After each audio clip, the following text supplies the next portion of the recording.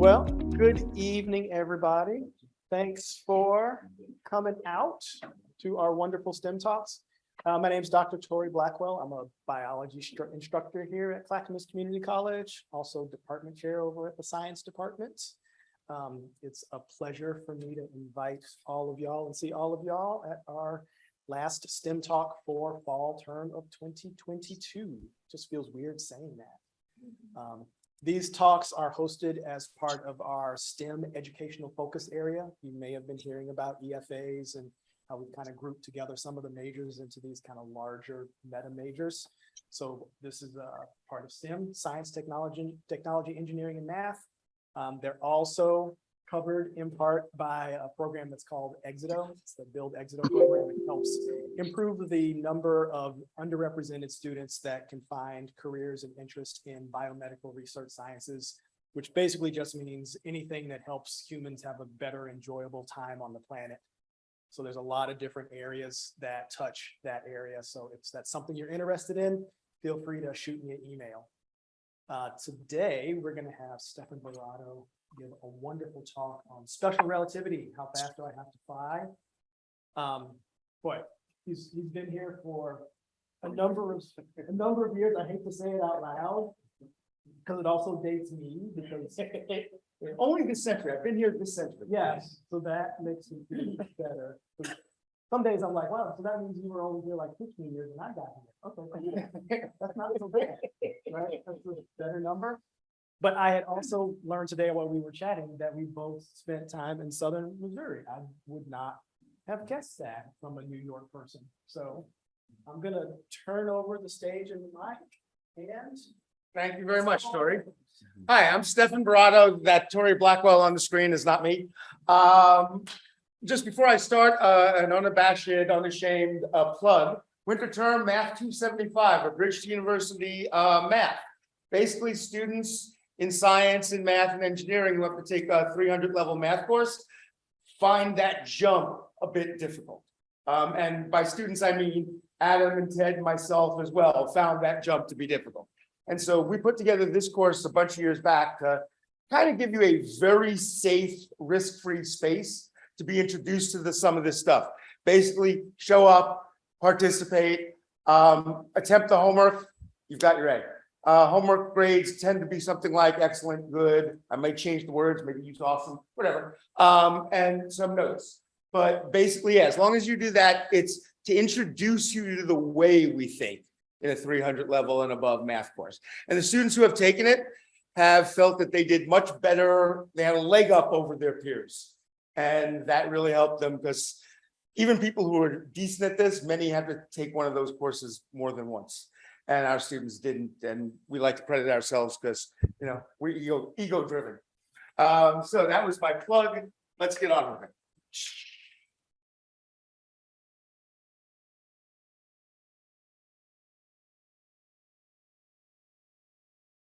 Wow.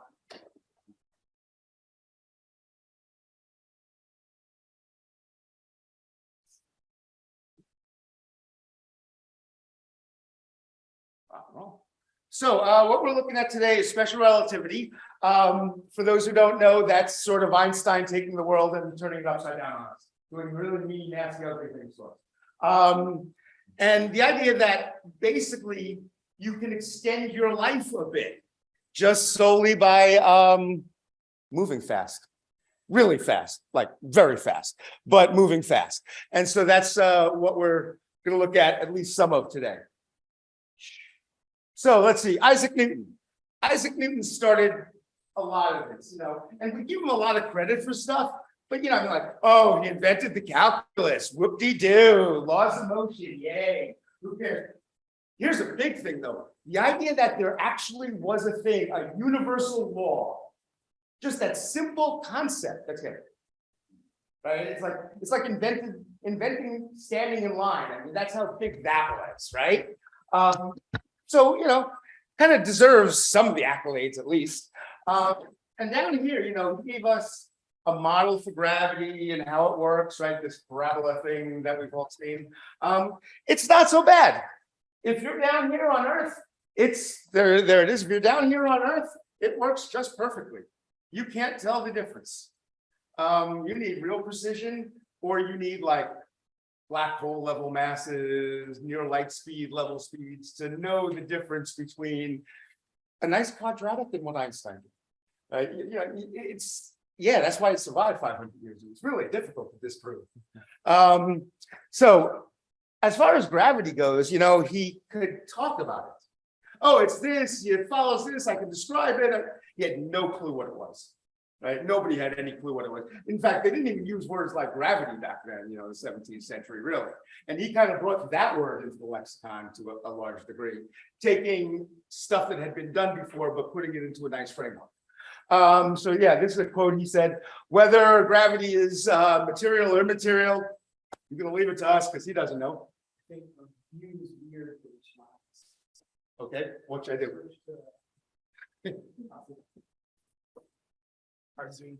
It's all this fairness.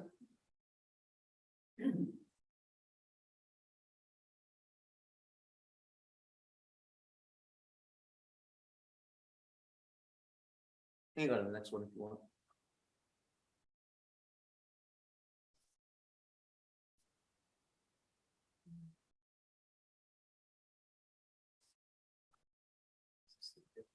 The next one is. No, the one, next one. There we go. So basically, somewhere in the next few hundred years, the 19th century came along. No one expected the 19th century, and some cracks started appearing. So they had this thing, the luminiferous, I think I pronounced that right, ether, right, which was this medium that was everywhere because they felt light needed some way of getting places, right? And so they had hypothesized this thing that no one had ever seen, no one had ever heard of, but everybody went along with it. And there were some experiments that sort of ran into problems with Newton with this ether. No, Virginia, there is no luminiferous ether. It's not there. Michelson and Morley followed on Maxwell. Maxwell basically showed us that, oh wow, electromagnetic waves, electromagnetism, this constant speed, huh? They were able to prove some stuff, but they didn't really think of all of the ramifications of it. And it was Michelson and Morley who really proved that luminiferous ether doesn't exist. Basically, they showed that light speed isn't affected by the Earth's movement through this ether. So this ether really can't be there. Right? That was, a quick, down and dirty sort of discussion of that. So let's see. So Newton wasn't quite right, but we didn't know what to follow it with. It was Einstein who really came along and brought us forward. Right? He said, all this stuff all this stuff that you think doesn't change. You're wrong, right? We can measure time differently, and we'd both be right. We can measure length differently. We'd both be right. Mass, we'd both be right. What doesn't change? The speed of an electromagnetic wave in a vacuum. That's a constant. That's a constant in the universe. He only had like two postulates to this entire thing. One was that, which I'm just going to call light speed for the remainder of this, speed of light. But what we really mean is the larger electromagnetic, that kind of thing. The other was that basically, as long as you're not accelerating or decelerating, the laws of physics work for you. Everybody experiences them the same. Right? We all experience the law of physics the same. Gravity, it turns out, he kind of hypothesized gravity as well. And it wasn't until recently that we found it's the unspoken thing about LIGO finding gravitational waves is that they reached LIGO at the same time that the light from some of these events reach telescopes, which means that gravity travels at light speed. Tough. I mean, I could turn off a light switch, turn it back on and say, hey, how long did it take me to see that? Gravity's mass, right? You can't really turn off a planet. That just doesn't happen, right? I mean, outside of Mel Brooks, you just can't do that. So it was really, how you tell how fast gravity acts on something is basically impossible because it was there before we were, everywhere, right? But we did basically prove that, recently, or at least discovered it. So yeah, Newton also was down here on Earth. It's basically not bad for government work, right? Not too fast, not too big, not too small, because that's quantum. We don't like quantum. You know, relativity, I really need that when I'm fast, when I'm massive, when I'm high energy. All of those are the same, by the way. You know, we'll get there. But that's really when I need relativity.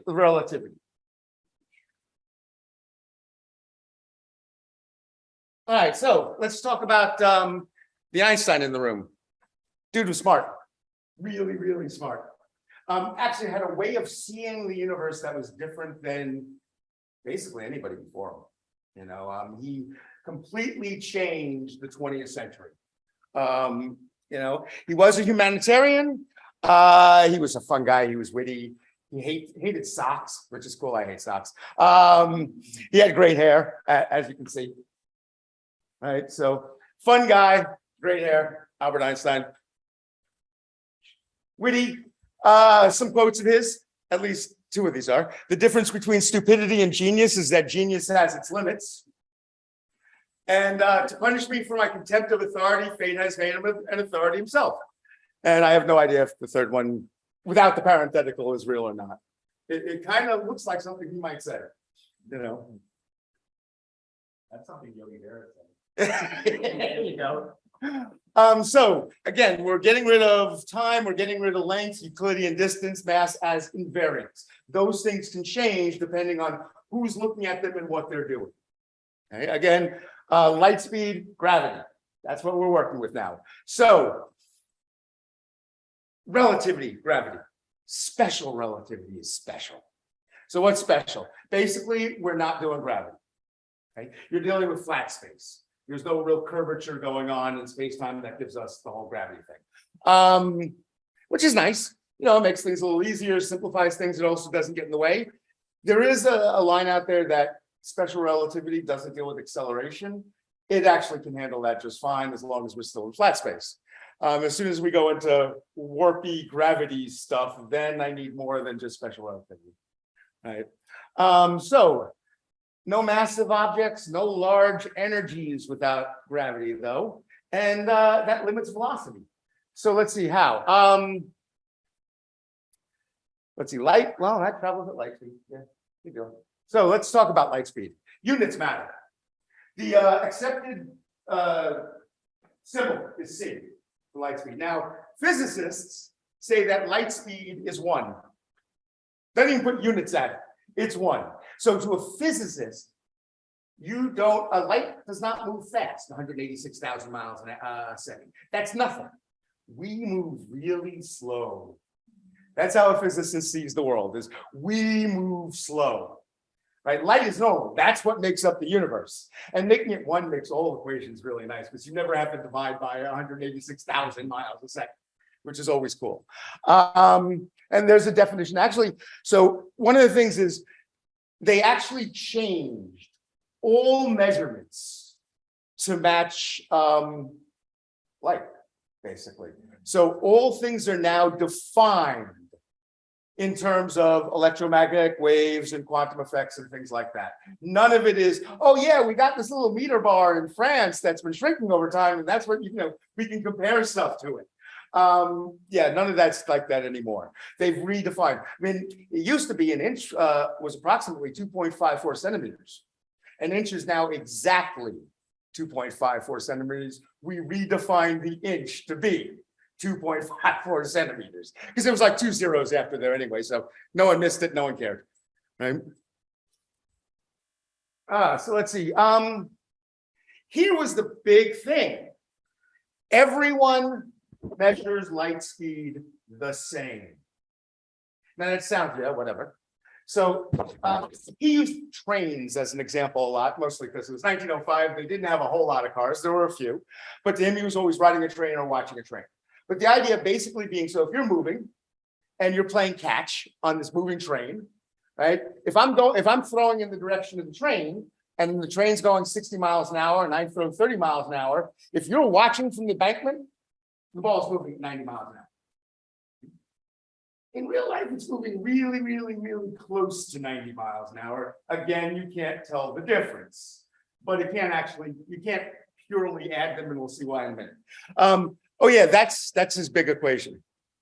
Everyone should be familiar with that one, E equals MC squared. We're not actually going to do that today, but just as an idea, so this explains a lot here. So energy and mass equivalent, made them the same base, right? And the idea is, if I'm moving and you want me to move faster, you have to apply pressure. I've got more energy, but energy and mass are proportional. So if I've got more energy, I'm now more massive. And every bit of energy added makes me more massive.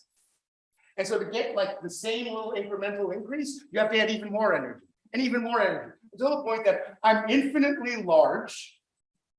And you can't possibly add any more energy to my system because you need an infinite amount to get me to move even a little more, which is why velocities don't purely add.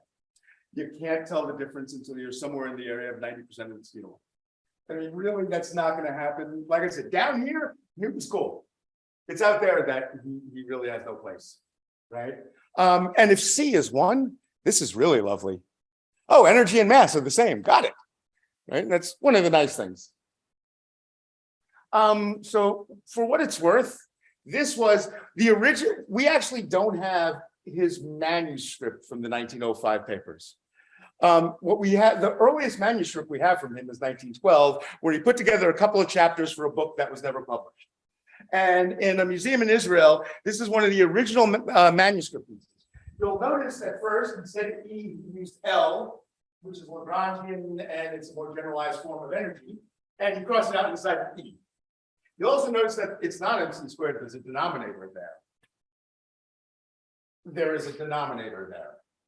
But if you're not moving relative yourself, then velocity is 0, that's dividing by 1, you're cool, it's E equals MC squared.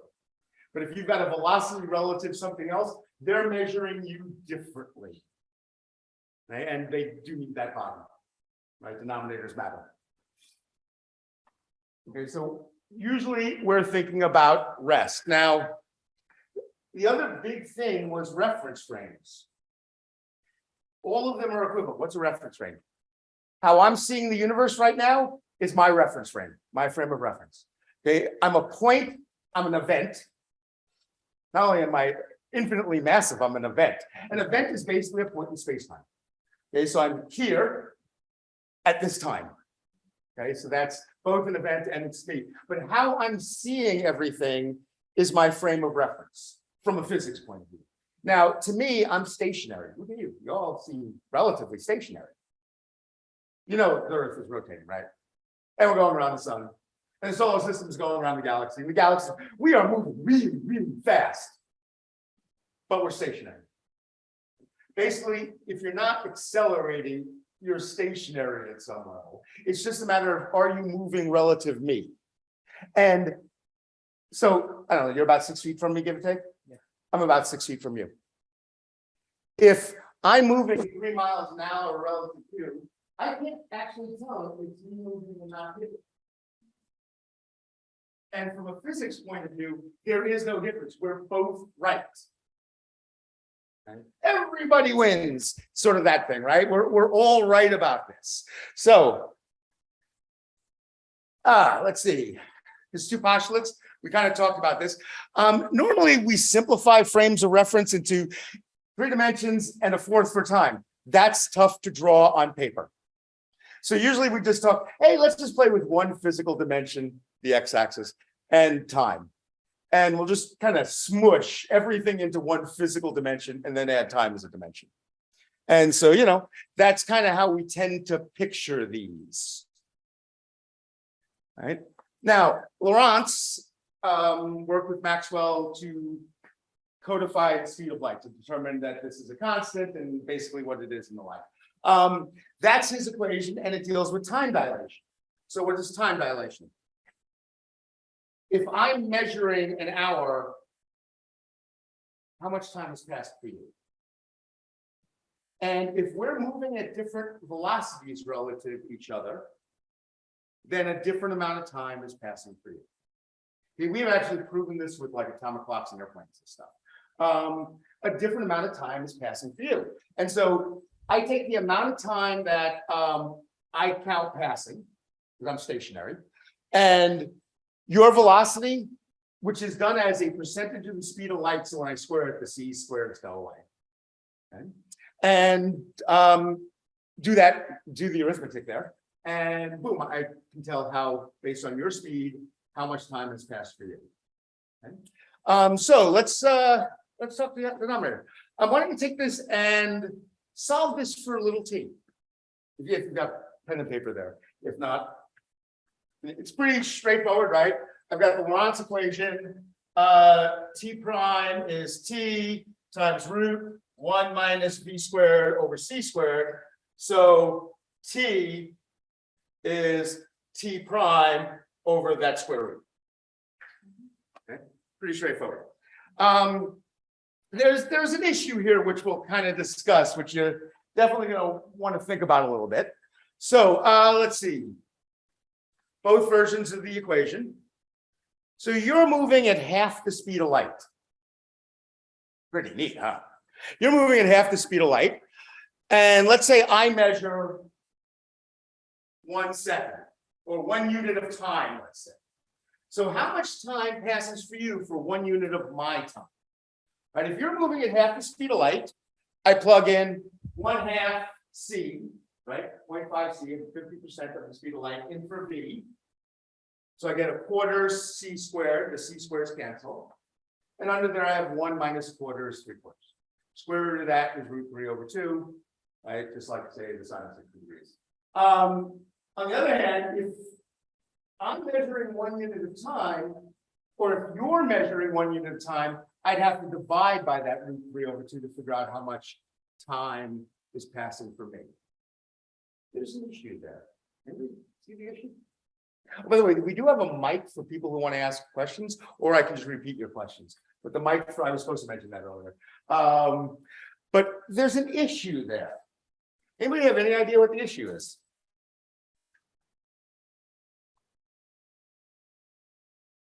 So you're moving at half the speed of light. Okay. 1 unit of time passes for me, square root of 3 units over 2 pass for you. That's 0.866. Right? So you have experienced about a little over 3/4 of a second for my 1 second. Because you're moving at half the speed of light relative to me. What's the problem?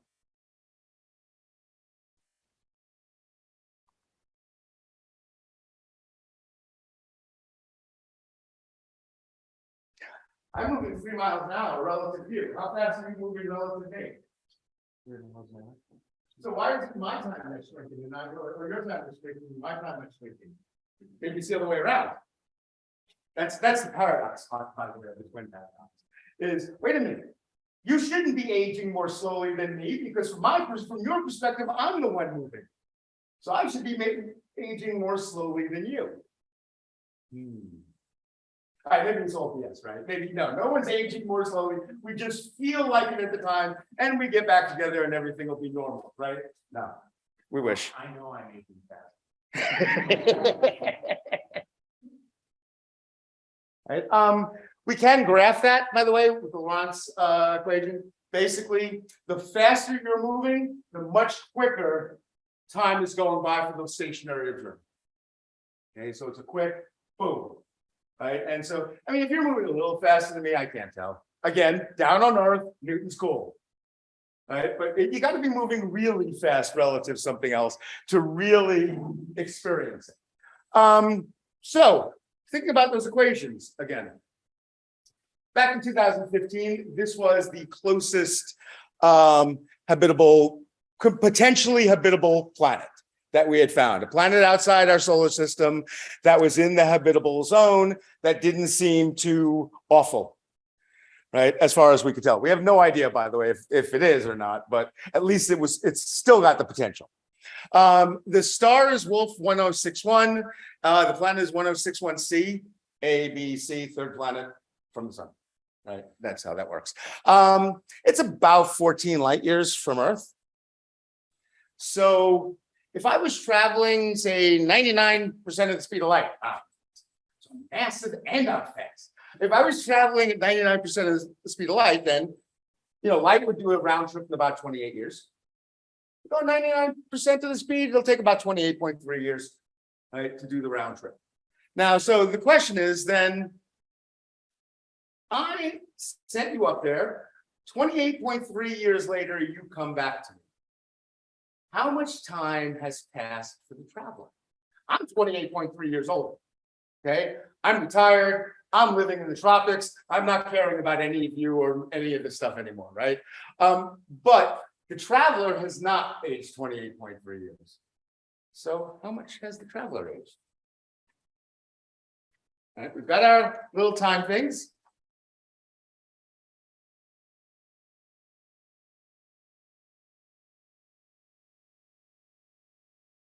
Anybody? Calculator with you? No, I guess not. All right.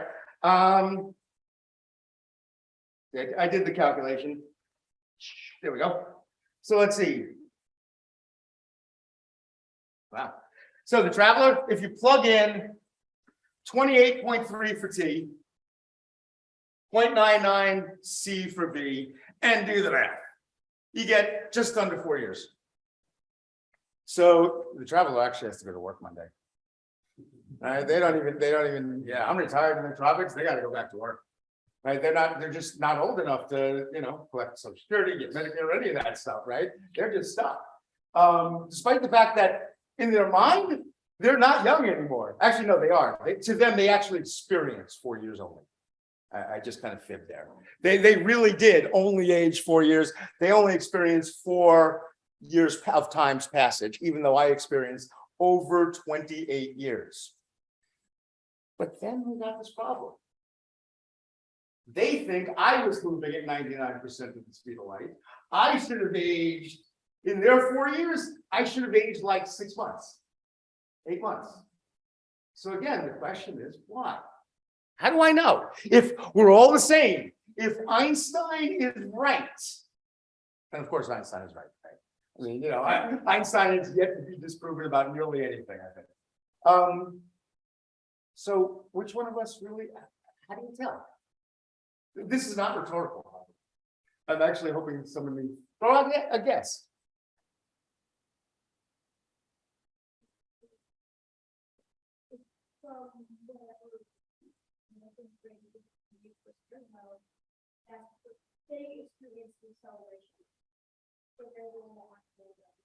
Beautiful. Absolutely beautiful. So the first part, there is no absolute frame of in the universe. I mean, that was it. There is no absolute reference frame. They actually thought the ether was it. But since it's not there, it doesn't exist. There is no frame that is the universe, but it's the acceleration. I'm not starting at 99% of the speed of light. I'm next to you. Right? We're starting like this, and then I go there. I have to get from this speed to that speed. Then I get there and I turn around and I have to go back the other way. My velocity is down negative 99% of the speed of light, right? And that's who's the one who ages more slowly. The one whose movement was preceded by acceleration or deceleration. And that's what, this is why special relativity can handle acceleration. I mean, that's who's the one who's experiencing the effects differently than the stationary observer. That's the one who's not really stationary from the physics point of view. From the stationary point of view, everything is just kind of normal, but that sort of resolves the paradox there, as long as, again, we don't have gravity, right? And we don't want to be too small because that,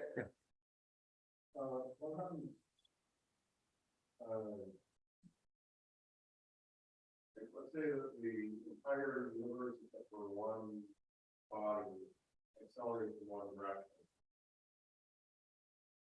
okay, what's that other body? What's that one body doing? Nothing.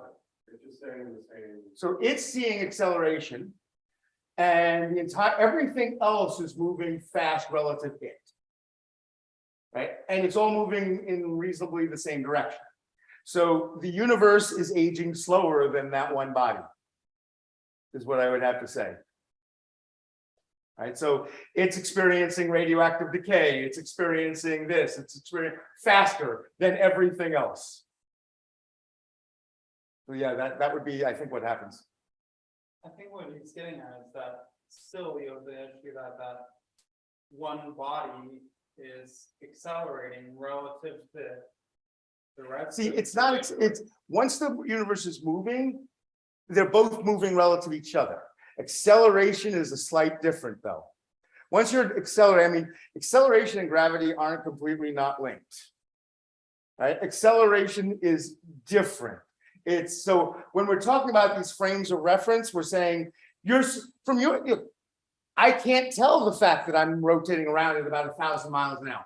Actually, if I was on the equator, I'd be 1,000 miles an hour just about. I can't tell because I'm not accelerating or decelerating. My velocity is constant. So I don't know. So like you're in a car, once you hit a nice speed, you're not jolting forward or back anymore. Right? You're just going at a constant speed. From my point of view, it's something, it's the thing behind me that I left behind that's moving. I look in the rearview mirror, it's moving back. But the same is true for acceleration, right? Not exactly, not physics, no. Acceleration runs into a problem. And that's why they needed more than even just this to explain it. Special relativity points it out. The general theory sort of explains it better. Gets into the math, basically. The relativity equations we saw, they're not that bad. You know, they're uglier than Newton, but they're not that bad. General relativity is much nastier. It's a system of partial differential equations that you're looking for. And what you look for there is solutions to it, and there are many. And then what does that mean for the geometry of the universe?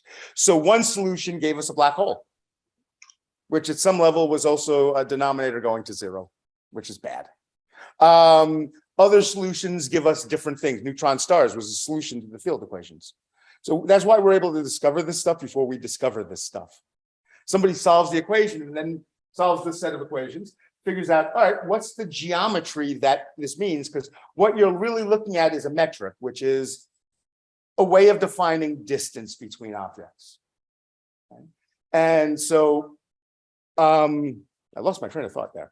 But so does that make sense though a little bit? Yeah. How would you determine which one is actually accelerating? You can feel acceleration. Sure. I don't feel it, so I'm not, see, you're actually experiencing it when you accelerate, right? Go back in the car. So you know you're the one accelerating and I'm not experiencing. So I know I'm not the one accelerating. Whereas if we're both moving at constant speeds, then we can see each other moving, but neither of us can tell that we're moving. Once you start accelerating, you can now physically feel that. And I'm not feeling it. You know, you don't see me feeling it. I'm not being pushed back in my seat. Yeah, so does that mean that time dilation only happens during acceleration? So if I was accelerating to the speed of light, once I got to the speed of light, am I no longer experiencing time dilation? So once you get at that speed, your clock is now moving slower. That's what's happening. So your clock is not moving the same speed as my clock. And they did prove that they put two planes in the air going at different directions, different velocities. And they put atomic clocks that were perfectly synchronized as we can, and came back and they had read different amounts of time. So that was, yeah, they did that in the 70s as an early experiment proving that. We kind of needed things like airplanes before we could really prove something like that. And so, yeah, they basically, once you're there, how fast your clock is perfect to you. It's just different than me, who's in a different frame of reference. But we're both inertial. That is, neither of us are accelerating. Does that help a little bit? Yeah, that's one of the things you can feel, that second derivative, right? And the third derivative has a name too. It's like the jerk, which is when you feel that. That's like the change in acceleration, which would be a third derivative if you're doing the calc. So let's see. I don't know which is which, by the way. So this is Senator Mark Kelly and his brother Scott.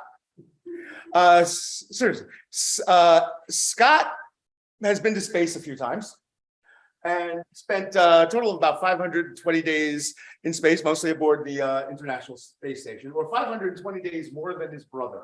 Not really positive one way or another, but Mark was born about 6 minutes before Scott. So after 520 days in space, moving at the speed of the space station, which adds something like 17,000 miles an hour, or something like 47,000 miles an hour or whatever. So he's now 5 milliseconds. So Mark is now 5 milliseconds older than Scott. So much for identical twins, huh? But yeah, you know, he's now gonna outlive his brother by at least 5 milliseconds. You know, and that's pretty cool. Actually, Sergei Krikalev spent over 800 days in space in 3 trips. So now he's 22.8 milliseconds younger than his peers. I'm shattering the record of 20 milliseconds, by the way, which had been done by our countrymen of his. You know, so yeah, I guess we could live longer, but I don't think I'm going to achieve immortality this way. I just don't see that happening. But you know, it's worth a shot, right? I mean, who knows? So yeah, that's kind of where we can go with this. Basically, how far into the future you want to live? Figure out what speed you need to travel at relative sort of something stationary. How much do you have to speed up to get that much extra life? The answer is probably a lot. If you really want to notice it in any way besides milliseconds. So yeah, that's basically what we've got for today. A little primer on this stuff. My name is Stefan Barato. I'm in the math department. And again, Math 275, Rich Course University Mathematics for this winter. Love to see you there. So, questions? Yeah. So I'm just wondering if somebody were able, you know, if we had the technology, say, to take a person or the people and speed them up to a large percentage of the speed of light, say 90% or 99%.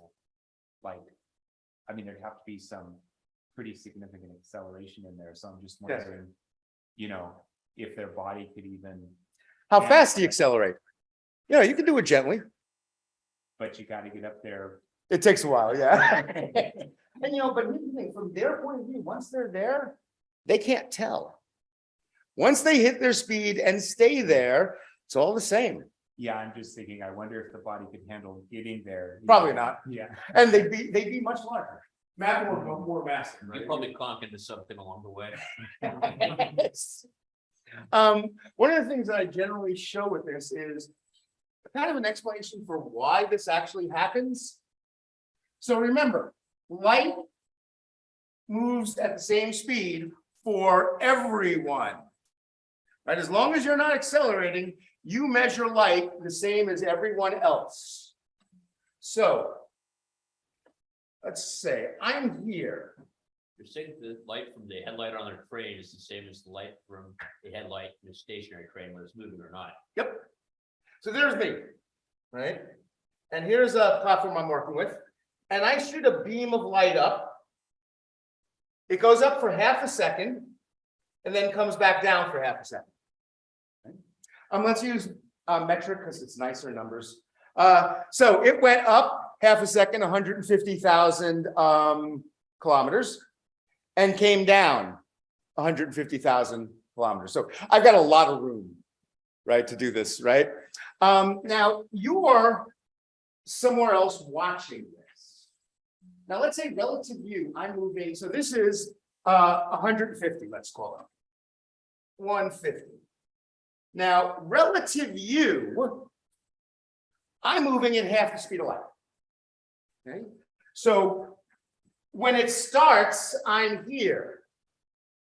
And I'm moving. I can't draw a straight line like this. That's supposed to be a straight line, by the way. I'm moving. So half the speed of light in half a second, I've gone half of that. That's 75. Okay, so you're watching this light beam. That is longer than 150. It's a hypotenuse in the right triangle. 150 is a leg. So that's bigger than that. But that couldn't have taken you half a second to see, because half a second is 150. That's more than that. So you actually experience time passing at a different rate than I did. Because we're both experiencing light speed the same.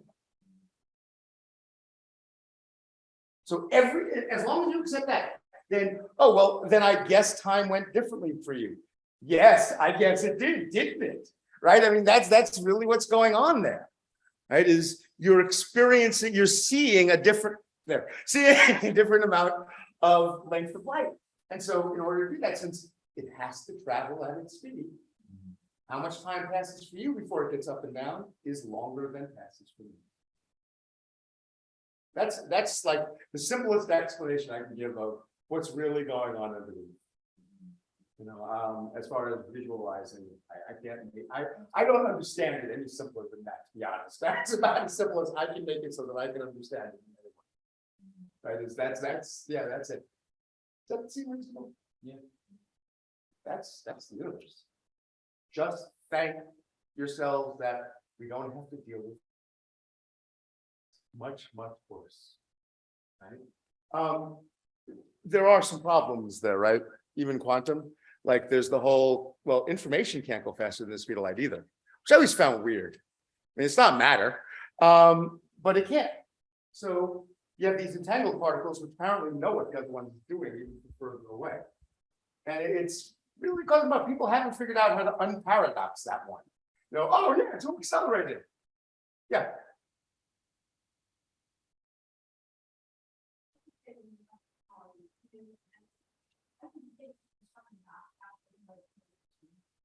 Maybe. Einstein says no.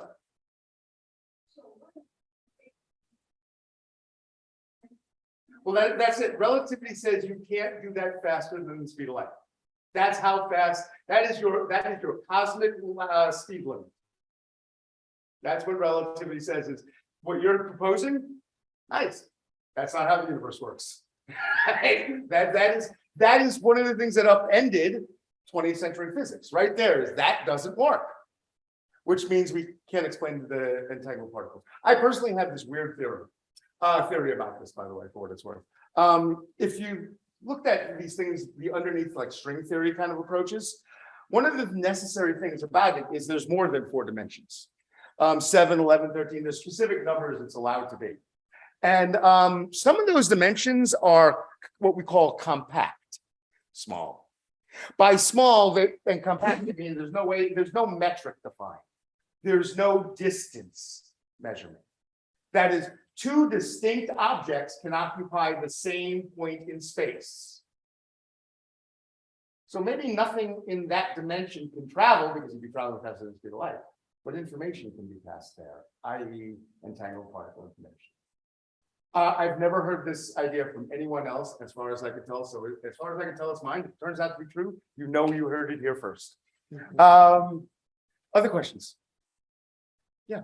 How did they find? Oh, so LIGO discovered gravity waves, which was a prediction that came from Einstein's theories, right? That big gravity objects that do stuff create a ripple effect, like dropping the stone in the pond, and you get a ripple. Those gravity waves do that.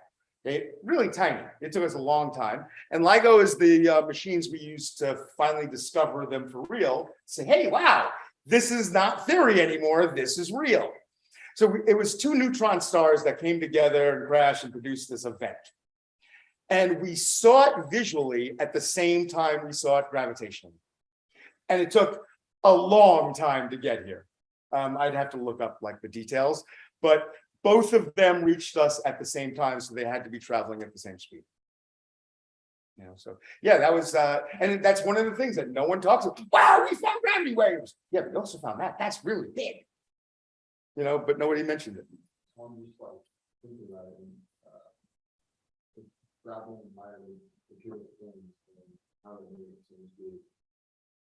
Good question. I don't know, obviously. I don't know the answer. Is sort of obvious, but somewhere in there are, I mean, so we do, we've done like serious math, and you know, pi, the number pi 3.14, circles, that sort of thing. It just crops up in the strangest places, especially in number theory. All of a sudden you're doing this formula. Wait, what is pi doing there? Yeah, what are these doing here? This relates to a circle. What I'm doing, nothing like a circle. And yet there's a pi. Where'd this come from? Right, and so some of these constants apparently have multiple, I mean, is my guess, right? They apparently, they crop up. So that being the cosmic speed limit, gravity and light are both moving as fast as they can. The universe won't allow them to cross past them. Now, there is the idea that light speed isn't the speed limit as much as you can't cross that barrier. They've theorized about a particle that's always faster. They call it a tachyon. You see that occasionally in some sci-fi stuff. Tachyon, but no one's ever found one, of course. And every few years, you get somebody with an experiment saying, "Hey, we've just discovered super fast neutrinos." They did that in 2011. Half a year later, it turns out they really weren't going faster than the speed of light. There was this dirt somewhere in our data. You know, something got in there, something contaminated it, something led us astray. But so far, we haven't found anything that reaches there or passes it other than light and now gravity. But gravity, Einstein did hypothesize, was felt at the same speed. But again, you couldn't turn off a planet to check. So as of what we know right now, light is the fastest moving force, object, whatever, currently. Nothing, yes. Okay. Question you said, which I think originates from your idea of one being stationary and the other feeling the inertial acceleration. So it is it possible for two objects to move in opposite directions near the speed of light? And if so, how would that affect the relative time dilation of the object? Okay, so their time dilation would be relative to somebody stationary, right? Because they each experience time correctly, even if it's differently than why I'm experiencing time. So they're both sort of experiencing that, but velocities don't add exactly. If two cars are coming together, each at X and Y, boom, X plus Y, minus this tiny little thing. But at much faster, if I'm moving 99% of the speed of light and it's moving 99% of the speed of light, like say at CERN, right, the big colliders, they crash at 99.4% of the speed of light. Yeah, it's not like they're going almost double the speed of light, or the force is that of almost double the speed of light. When you get to that speed, they stop adding. Again, that's because mass gets bigger, the amount of force you have to add gets bigger, and probably a lot more complicated than that, or than I understand, to be honest. But I do know that 99%, boom, 99.4%. That's not the math that I learned in the second grade, but it is what it is. Anything else on there? Does that satisfy whoever asked? Okay. Other questions that I'll do my best to answer, knowing that I'm not Einstein.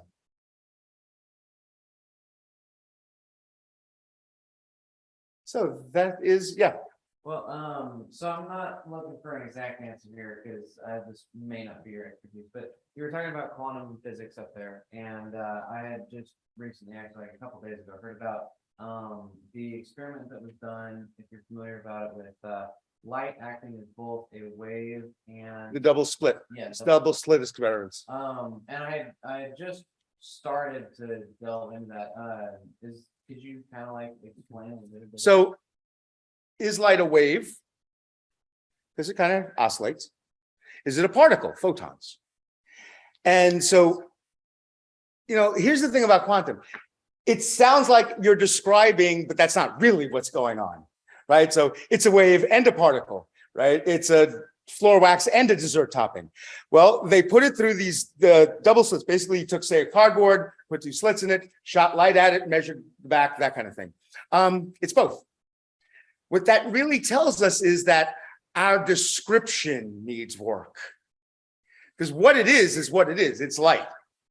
How we're thinking about it and describing it needs to be massaged, is a nice way of saying that. Probably smushed and started again. But our description is what the problem really is we don't have a conceptual way of going at, you're a particle and a wave, and that's not different. Yeah, we got nothing there. But yeah, from our perspective, it's both. It's sort of like the cat is both dead and alive. It's not really both dead and alive. It can't possibly be, but it is. It actually is. That's not, oh, from our, no, it really, really is both. It looks like both. Yes. Did you have a question? No. Okay. Yeah, so it's, my guess is the way I would explain it is we need to work more on understanding what that is. I mean, fire. We all know what fire is. Not a one of us knows what fire is. We can describe it like Newton could gravity. You don't really know what it is, do you? I mean, really? Electricity is the same thing. Right? You don't really, I mean, electricians don't know what electricity is. And electrical engineers don't know what electricity is. I sure as heck don't. Right? But I can describe it. I can turn on a light switch and it works. Right? I mean, that kind of stuff.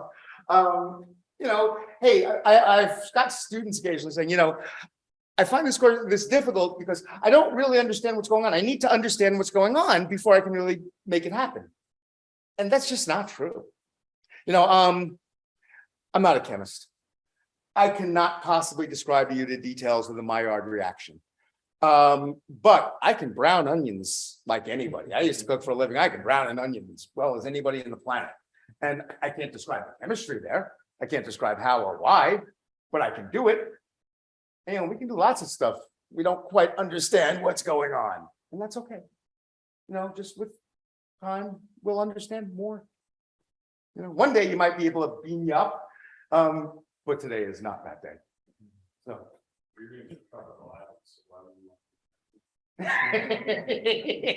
There you go.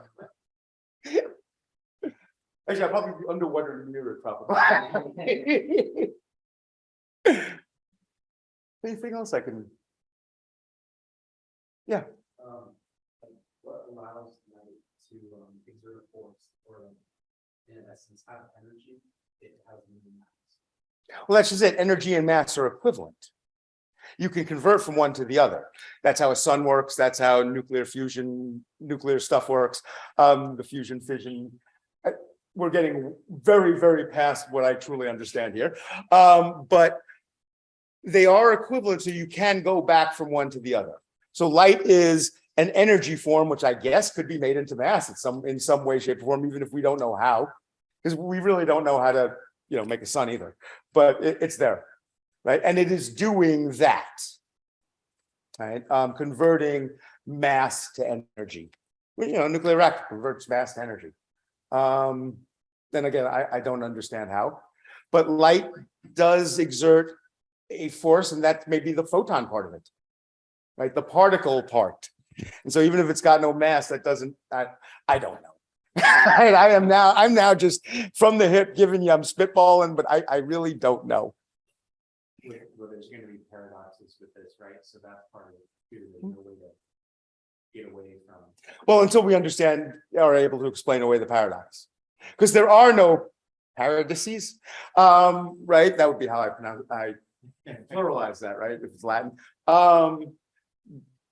It's just we haven't figured something out yet.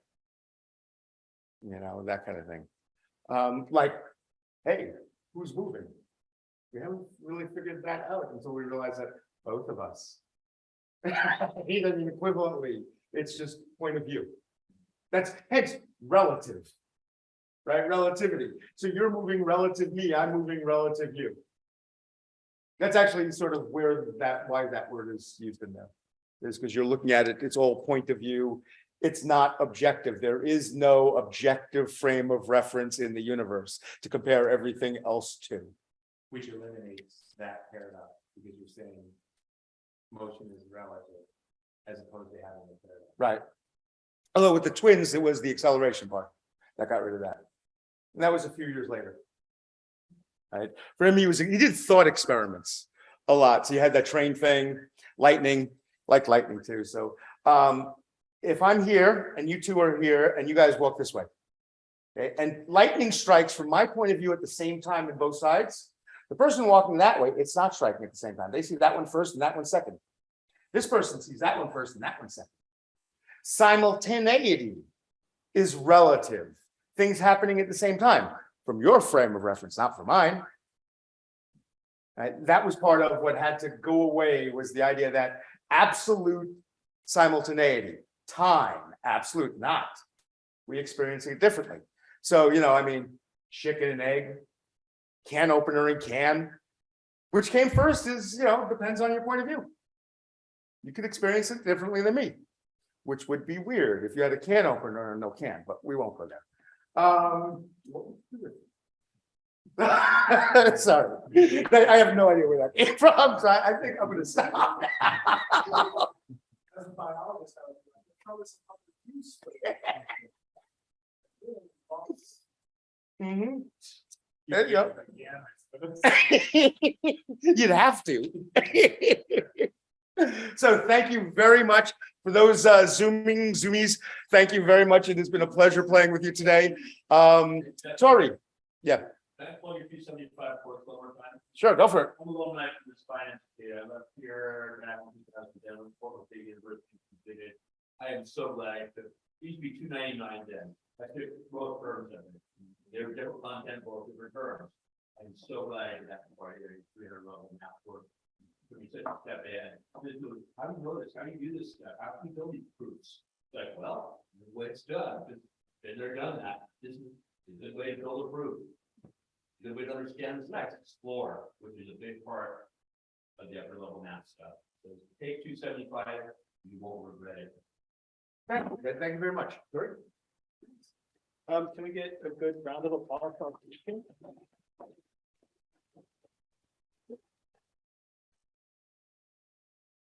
Thanks. I feel like I need to go and rewatch Interstellar. That's what I feel like. So maybe I'll do that this weekend. Thanks everyone for coming out, especially like younger folks in the crowd and other. And Gordon, thank you Guests. very much. Yep, thanks for the recording. Again, this is our last talk for the fall, but we are planning on having talks again in the winter, so keep your eyes open for that. There was a sign up sheet going around, so I know there might be some folks that need to let people know that they attended the STEM talk. That sign up sheet is in the back, so if you forgot to sign in, you can do that on your way out. Have a good, safe, happy holiday next week. Get caught up on some homework, Eat well. eat well, stay safe, Game math. stay healthy. Have a nice night, everybody.